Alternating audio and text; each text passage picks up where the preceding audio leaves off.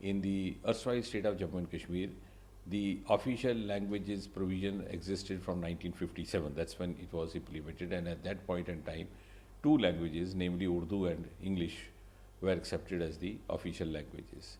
Now, after the changeover into a union territory on the midnight of 31st October 2019, many of the past anomalies had to be corrected. The process is going on, and this one great anomaly and contradiction in this regard was that these two languages put together are not spoken even by 1% population of Jammu and Kashmir. So you can very well understand, two languages which are not spoken even by 1% of the total population became the official languages, whereas the commonly spoken languages were ignored.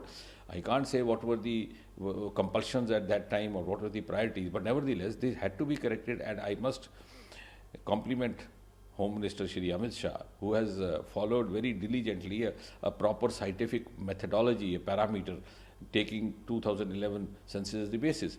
So the parameter which is important to take note of is that the largest spoken language in Jammu and Kashmir happens to be Kashmiri language, which is spoken by around 50.3% of the population, more than half the population. The second most commonly spoken language is Dogri, spoken by about 20.6% population. So the two languages put together would amount to about 70 to 72%. Now these two languages obviously could not be ignored and should not be ignored, because that would have been injustice.